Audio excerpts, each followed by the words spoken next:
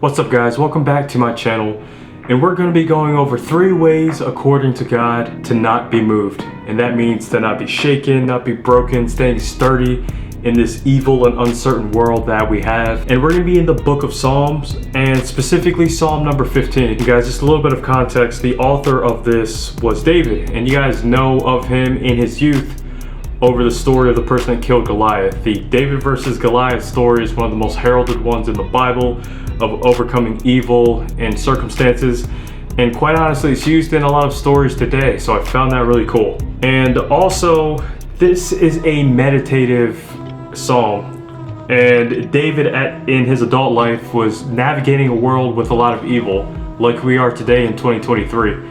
And the book of Psalm in general is meant for us to go to in our daily lives whenever we have questions or concerns about anything. So I'm just really glad that God gave us this text in order to reference, just like any manual that we used. And that's the beautiful thing, because the Bible is timeless. So guys, I'm going to be going over 3 things that God instructed David and instruct us in order to not be moved and shaken in this dark and uncertain world. So I'm going to kind of go over the 30,000 foot view, and then I'm going to read from the text. So the first one is a person that walks uprightly, works righteously, and speaks the truth. And this is in verse 2, and it goes, "He who walks with integrity and strength of character and works righteousness and speaks truth and holds truth in his heart." And you guys, we all know that sin and temptation is ravaged in the world.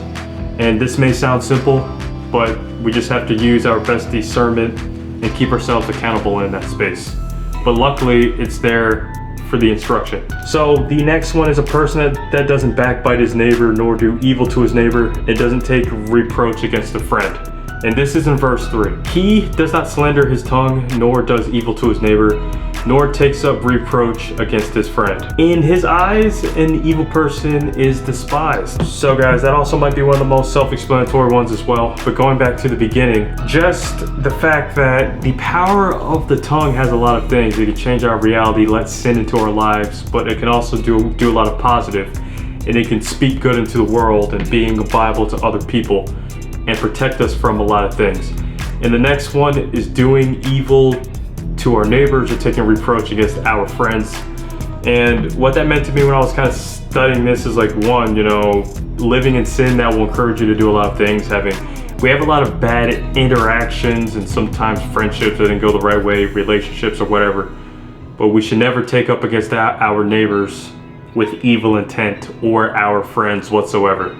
So luckily that is written explicitly as well. Next is one that fears the Lord. And in verse 4 it goes, "But he honors those who fear the Lord and obediently worship him with an all-inspired reverence and submissive wonder. He keeps his word even to his own disadvantage and does not change it for his own benefit." So yes guys, everything that we read in the book of life, we never sell out, we never back change, even if things get tough, because in the end times it's going to get tough, but that's a whole nother video. He who fears the Lord honors his words.